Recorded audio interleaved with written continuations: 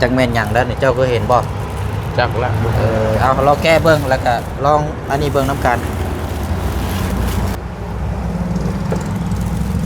โอ้จักเจียเนาะเป็นหยังนี่สบายละเจียจักตอนนี้โอ้มาเบิ่งเลยแก้มาเบิ่งฮะเป็นบ่มันก็บ่เคยจักเทื่อได้เคยได้จักเทื่อถึกได้ซะจะได้ลองเครื่องใหม่ๆน้ำกันเลยพี่น้อง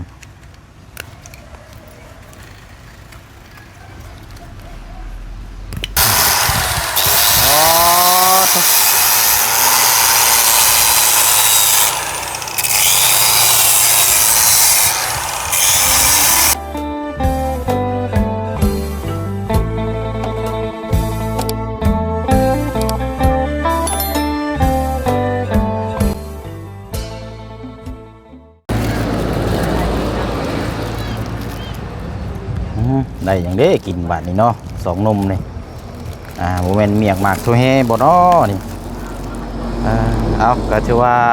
ตัดภาพมาพี่น้องเนาะพบเจอกันอีกคือเก่าเวลาน่าจะเที่ยงน้อยๆเนาะพากินข้าวกินน้ำเลิกเวียกเลิกงานเนาะพี่น้องเนาะมื้อนี้ก็มีเครื่องของพร้อมมอบแล้วก็พร้อมทดสอบแล้วก็พร้อมเบิ่งต้นนำกันเนาะโอ้ยอากาศลมหนาวคือเก่าคือเดิมมื้อนี้กับพี่น้องเนาะตกค่อยคำลงแรงมานี่น้ำฮอดบ่อยากอาบพุ่นแล้วนี่เนาะ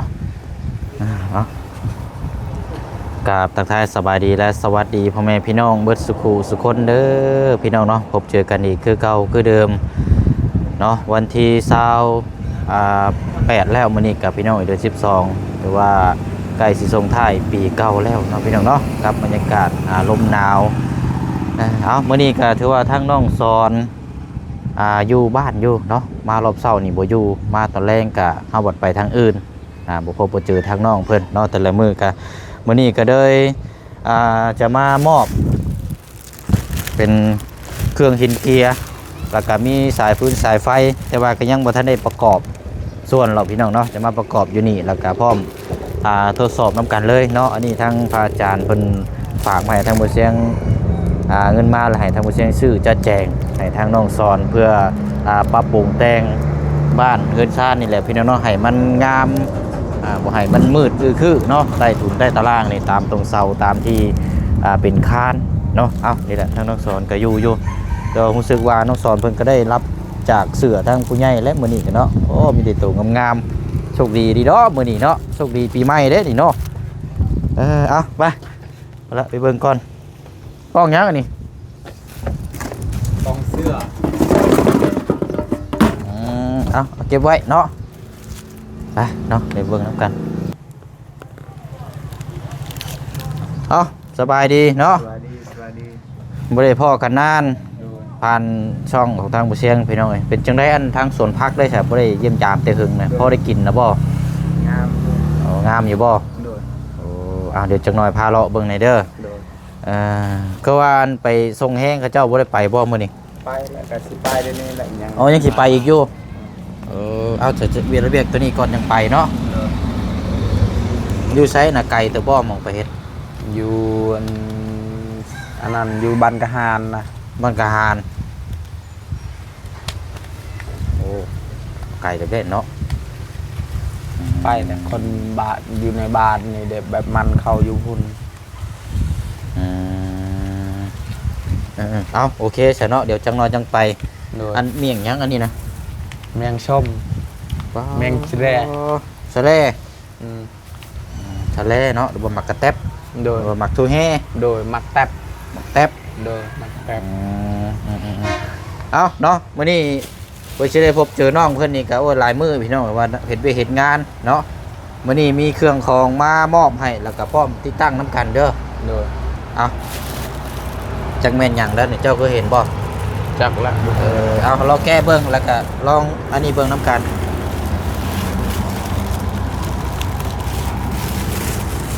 แม่นหยังเด้บาดนี่เนาะยังคือน้อยๆแท้ห่วยจักแล้วบ่ได้ฮู้กันไล่แก้เบิ่ง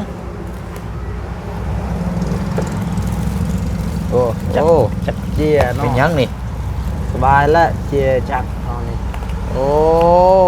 มาเบิ่งเลยแก้มาเบิ่งฮะ ไม่เดือดมามากกว่านี่ โอ้สบาย โอ้ยคักแล้วบัดนี้เนาะเครื่องตัดหญ้าเจ้าเนาะ โดย สบายแล้วบัดนี้เอาแกะออกมาเบิ่งให้ประกอบเบิ่งโอ้ โอ้ยจักแล้วแต่เจียจัก ตัวนี้มีตัวปรั๊บนำอันนี้เนาะ โดย ตัว1ตัว2ปรับความแรงความเร็ว โดย โอ้โทษใช้ตัวคันมาได้ใช่เนาะอันนี้ โอ้คัก โอ้ แล้ว เอาเคยติดตั้งอยู่บ่เคยเฮ็ดอยู่บ่ บ่เคยแล้ว เอาลองใส่เบิ่งเอาตัวนี้ก็ได้นี่ต่อคัดใบไม้นี่อันนี้คัดใบไม้ใบหนึงเนาะ โดย เดี๋ยวไปใช้สีแนะนำเอาตัวนี้ใส่ก็ได้อ่ะ โดยนั่นนี่บ่ จังหวะเอาตัวนั้นห้องก่อนแม่นเอาตัวนั้นห้องก่อนบ่เอาห้องลมเส้นนี้ลมนี่ แบบนี้ แม่นบ่ โดย เอาลงแล้วจะเอาใบไม้เอาใบอันนั้นลงใบเกียร์ฮะเป็นบ่เราก็บ่เคยจักเทื่อได้เคยได้จักเทื่อเอาถึกได้ใส่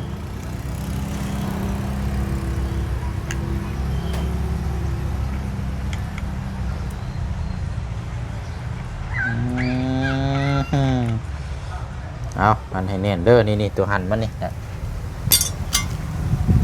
แน่นเด้บ่แน่นปิ้วโดดได้แม่นบ่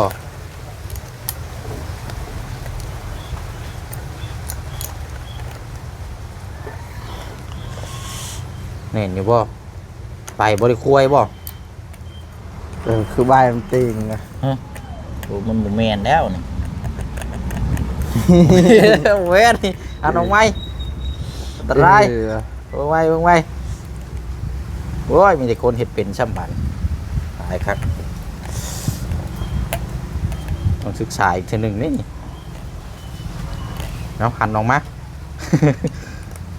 โมเมนงัดอันนั้นมันคมเมาส์นี่นะโมเมนมันงัดคมเมาส์ตัวล็อกได้นี่นะตัวล็อกของตัวนี้จะคมลงแล้วมันล็อกหมุนล็อกหมุนซ้าย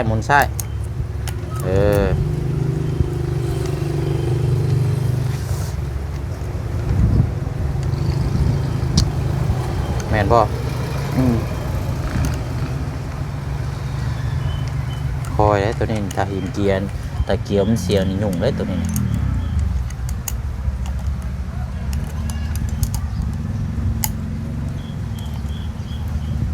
เห็นบ่ โอ้จนลักไล่รถตำรวจนี่ ฮะ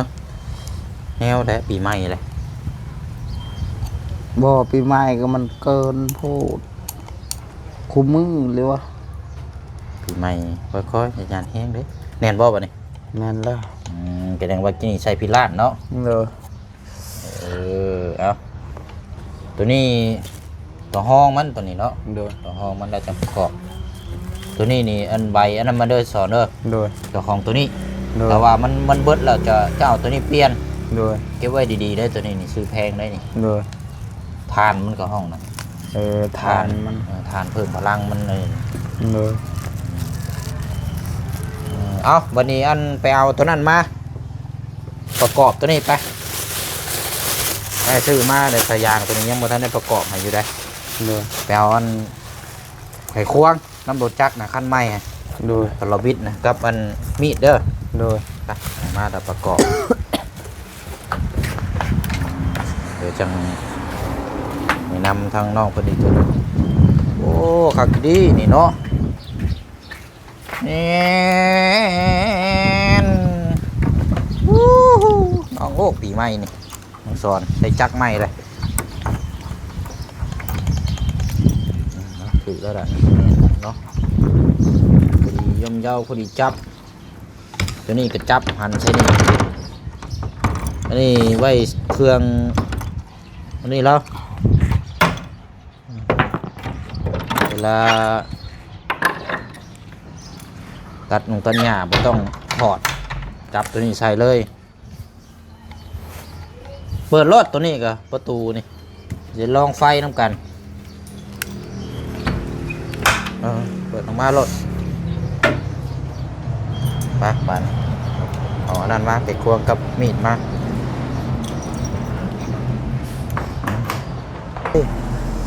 เอาบัดนี้เอาเที่ยวเสื้อผ้าไปพุ่นก่อนก็ได้ละเอายับกระเจมไป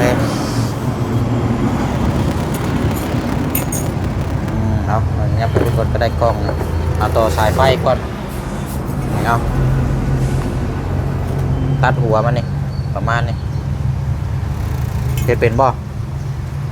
เป็นแบบนี้แหละ ฮะได้บ่ทำไม่ได้ได้เฮ็ดก็ได้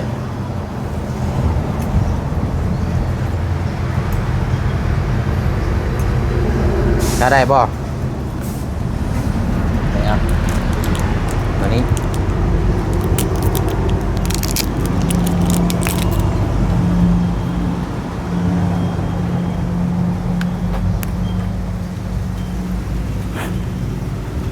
ตัวนี้หั่นออกมาหั่นตัวนี้ออกมาแล้วเกี่ยวใส่แล้วก็หมุนเลย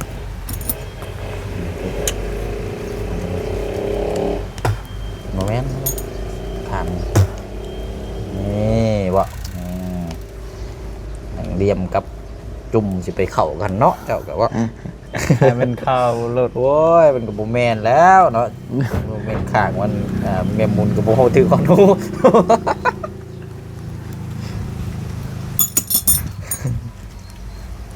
เนาะไปหันเนาะมันประกอบสะดุดจับใส่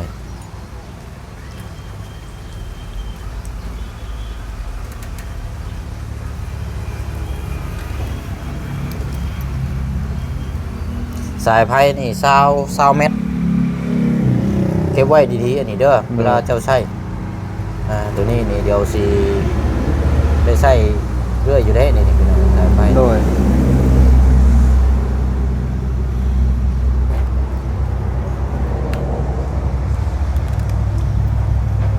เอายาวๆนึงก็ได้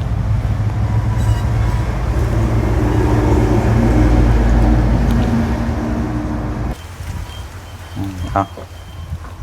ได้แล้วบ่อึ๊บวะโอ้ยหนาวเดี๋ยวว่าน้ำเห็ดน้ำเด้อแล้วก็เดี๋ยวเส้นสิแนะนำบอกตัวนี้นี่เอาไว้เกียร์สำหรับทางเครื่องตัดหญ้าเจ้า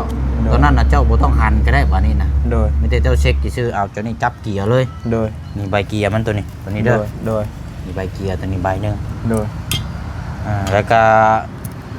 ตัวที่เฮาใส่ตัวนั้นนั่นอันน่ะมันเป็นตัวคัดไม้อันน่ะเด้อ โดย คัดไม้นี่เพราะว่าเจ้าจบจากเวียกงานเจ้าซอยแห้งเพิ่นแล้วก็เมื่อไรว่างนะเจ้าเอาสายไพ่ดึงมาแล้วมาคัดเสานี้บัดนี้เด้อ โดย คัดเสาเฮือนเจ้านี่คัดคัดข้างนี่ให้มันไหม้ไปเลย โดย ตกมาปีหน้าทางอาจารย์เพิ่นสิซื้อสีมาให้สิทาให้มันงาม โดย สิเอาสีหยังใส่จะมักสีหยัง ชี้ยังก็เอามัน สีแดงบ่หรือว่าสีชมพูเสาเฮือนสีชมพูคักไปจักเนาะ โดย ใช้นี่รูดเดี๋ยวนี้นะ โดย เอา แม่น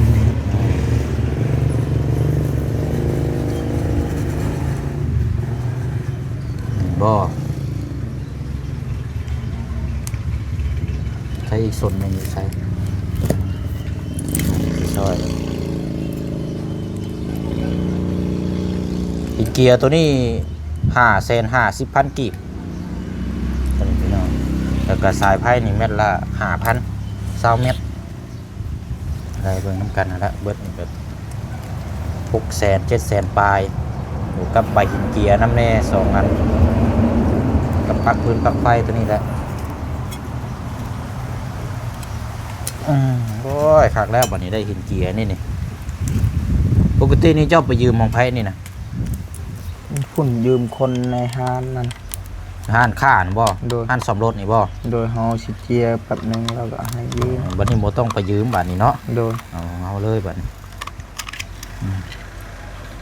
บ่ต้องไปยืม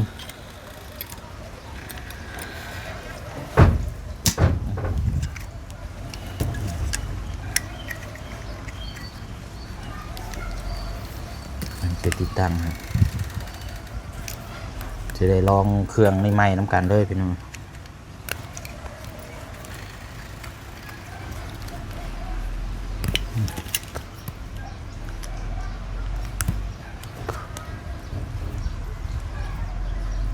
ได้บ่ของเจ้านะได้บ่ ได้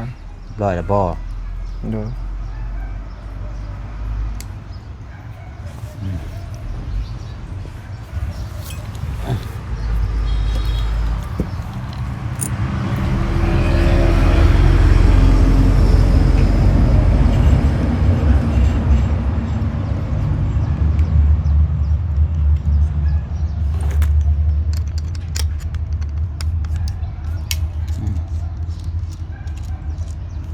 มันบ่ได้อยู่ของเจ้านะ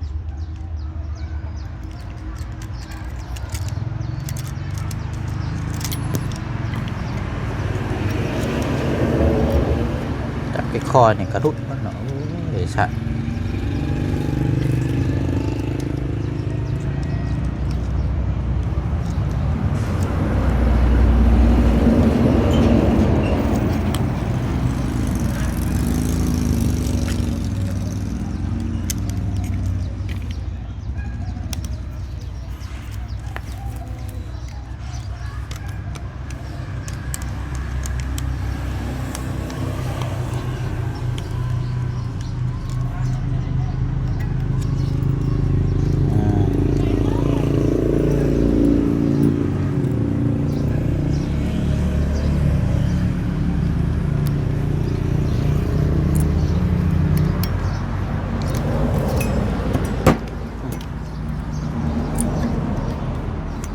เวลาตอนมันก็ใช้เวลานี่จังน้อย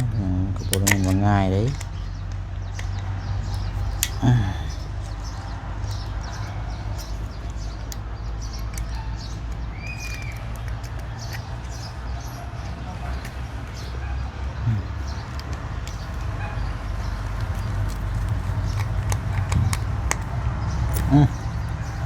อ๋อแล้วทำไม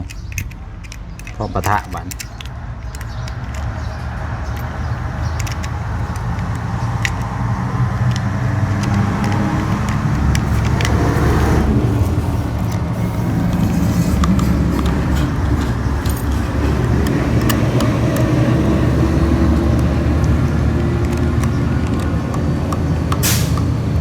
เดี๋ยวคอยหันก่อนไปหนึ่งแล้ว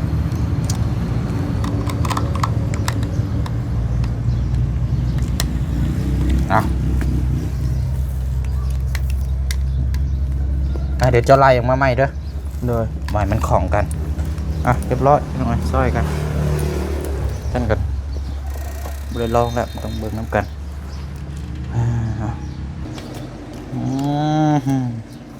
เนาะก็ไล่ออกมารถมันจังบ่ยุ่งแล้วก็เข้าไปเสียบอยู่ปลั๊กไฟอยู่ในเด้อ20 เมตรพุ่นเด้นี่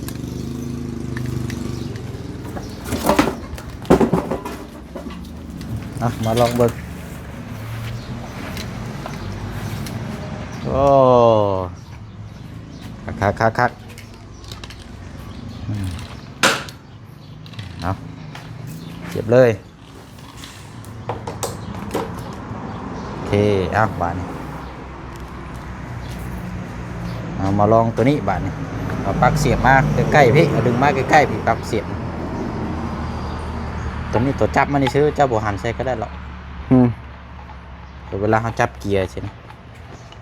ในนี้เนาะไปวางสิเด้เอาหายจับมันแน่นเด้ให้จับตัวนี้ไว้เอาลองทดสอบเบิ่งเครื่องจักรก่อนใช้ดึงออกมากระคักในสายไฟนำคือสั่นได้ออกมายาวๆเบิ่งได้ยกนี่ขึ้นก้อนนั่นคือไปเปิดเครื่องนะฮะพอเสียบได้เจ้าหันแน่นอยู่ว่ากินนี่แน่นแล้วหวายคักบ่คักแล้ววันนี้บ่ต้องไปอันนี้ต้องหันอย่างอื่นเกียร์เลยจับดีๆใช้ตัวเปิดมันนะโมเมนต์ตอนนั้นจะเกียร์โอ้นี่ใส่เสาเลยแบบจ้าคือว่าโอ้พี่มาเสานี้ช้อนพี่มาเสาพี่ก็ได้นี่พี่มาเสาตัวห้างมันไกลจากห้องเจ้าดึงสายไฟมาเงาๆเลย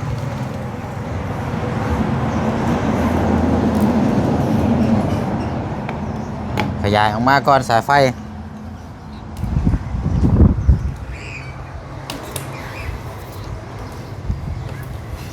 ไหนบ่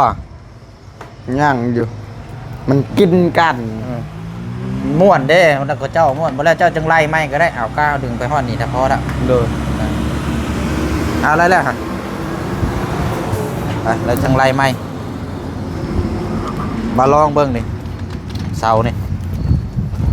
คัดนี่เห็นไม้แล้วรถบ่นี่เสาเฮือนเจ้านี่ไอ้สิได้เอาสีมาลงทาโอเคเอา สิไหมบ่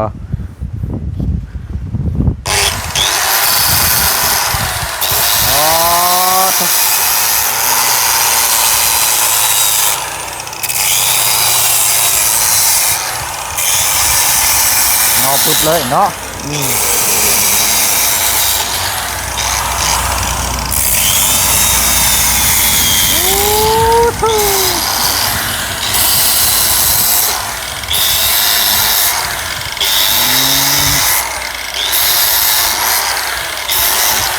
เฮ้ยอันไอ้รอมึงเนี่ย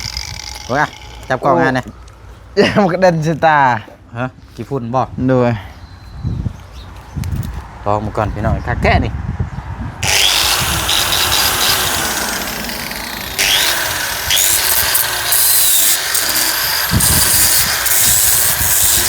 ต้องเขาคอยเฮ็ดเนาะ โดย เขาบอกเคยเฮ็ดจักเทื่อพี่น้องเอ้ย โดย โอ้นี่อันนี้ใบนี่กูจะเฮ็ดเจอแล้วเนาะ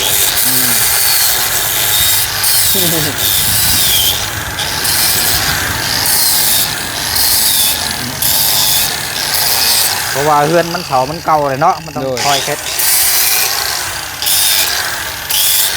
ไม่ยุ่ง เอาบับเลยบาทดิเอาอันนี้ก็ทางจุดประสงค์ของทางพระอาจารย์พี่น้องเนาะเพิ่นก็ โดย อยากให้ทางน้องสอนวัดช่วงเวลาเฮ็ดเวียกเฮ็ดงานแล้วพุ่นแล้วก็เจ้าจังมาคัดบัดนี้คอยคัดไปสิแล้วแม่นเบิดเลยนี่คอยคัดไปเลยหลังจากเสร็จแล้วก็จะได้เอาสีมาลงทามันจังสีงามเนาะ โดย ทางผ่านอันเฮือนทางเฮือนติดหน้าทางช่ำพี่น้องเดียวมันจังสีงามเนาะไปเนาะเดี๋ยวจังว่าจังคุยน้ำกันไปมาพี่ก่อนเฮาบัดนี้โอ้ยคักเดี๋ยวไปถอดปลั๊กก่อนละม้วนสายพายไม่พี่ก่อนก็ได้ไป เดี๋ยวมันช็อตเฮาก็ตายเนาะ เรียบร้อยได้เนาะ ม้วนมาพี่ก็ได้สายพายเอายกขึ้นมาพี่เลย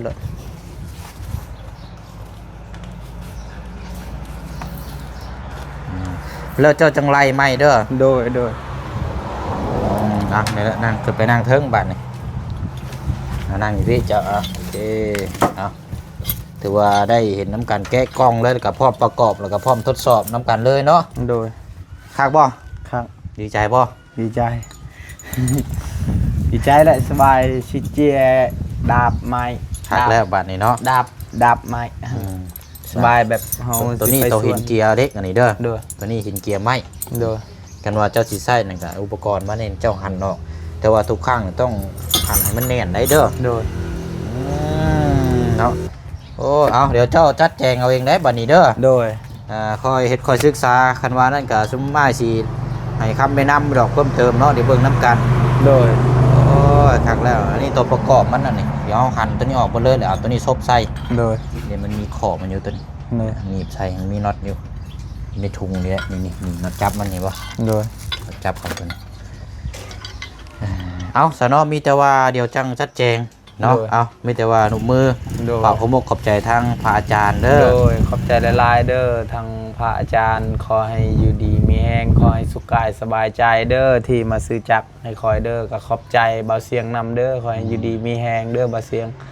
ขอให้อยู่ดีมีแห้งหมดทุกคนเด้อกับพระอาจารย์เด้อขอให้พระอาจารย์สุขภาพแข็งแรงขอให้สุขกายสบายใจขอให้ไปไสมาไสมีคนเบิ่งแยงเด้อสาธุ โดย ก็ขอบใจ FC ทุกคนนำเด้อที่มาเบิ่งแยงคอยนี้ก็ขอให้อยู่ดีมีแหงเมื่อทุกคนเด้อกับเบาเสียงกับทีมงานเบาเสียงนำเด้อสาธุ เอาดีใจน้ำเนาะ โดย เดี๋ยวจะค่อยมาเจ็บภาพไปเบิ่งสวนพักแน่ โดย จักเล็กจักน้อยเนาะแล้วก็สิได้ พี่น้าน้องเลยบัดนี้พี่น้องเพราะว่าตั้งแต่พุ่นแล้วก็โมเมนต์เราตั้งเชื่อเลยขอมื้อแสลาบสิ้นอ๋อโธ่โอ้ผักหอมนี่พอได้แล้วนี่เนาะ โดย ผักหอมนี่พอได้กินแล้วนี่ผักหอมนี่งามนี่ผักกาดนี่ก็เล็ดหากเล็ดอันนี้เลยเล็ดเลยนี่เอาถ้ามีรายการนี่สิมาขอนำเด้อ โดยกิน ได้อยู่แล้วว่า ได้ไผสิหาย ยันว่าไว้พักข่อยปลูกเอาบ่ได้ บ่ดอกบ่แม่นว่าพื้นดอกสมายเองมาซอยข่อยข่อยบ่ได้คิดดอกว่าสิบ่ให้กินนานๆนั่นนี่ แล้วซะเนาะ โดย เอาเดี๋ยวคันมีรายการจังไดเดี๋ยวสิมาขอนำเนาะ โดย บัดนี้เจ้าก็สิเอาไปเฮ็ดเวียกบ่บัดนี้ โดยสิไปขึ้นก้นมันเข้ามื้ออื่นเชียร์ขึ้น โดยมีแต่ว่าเวียกงานตัวนี้ก็หลังจากเจ้าจบเวียกงานตัวนั้นเดี๋ยวจังมาคัดเด้อ โดย มาคอยคัดแล้วคันว่านั้นก็สิมาเบิ่งน้ำอีกเนาะ โดย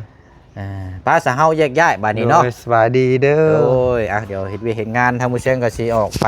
แจกเครื่องแจกของพุ่นแหละไปหน่อยไปทางตาดสะแลนพุ่นแหละเข้าไปไกลอยู่มื้อนี้ก็ป้าเนาะอยู่ดีแม่งร่ำรวยเบิดสุขุสุคนนะพี่น้องเด้อเนาะก็อันนั้นเนี่ยพี่น้องเนาะเป็นทางพระอาจารย์เนาะพี่น้องเนาะที่ได้ซอยทางน้องสอนเนาะก็โอ้หลายพี่น้องเนาะหลายสิ่งหลายอย่างมื้อนี้ก็เป็นอีกกำลังใจหนึงเนาะทางน้องสอนก็สิดุสบายขึ้นแล้วบัดนี้พี่น้องเนาะสิบ่ยังบ่ยากเวลาไปยืมผู้คนบางหลายตาอะไรเนาะก็ได้ก็ติดตามเบิ่งนํกันเนาะพี่น้องเนาะคลิปนี้ลาพี่น้องไปก่อนบ๊ายบายเด้อพี่น้องเด้อสบายดี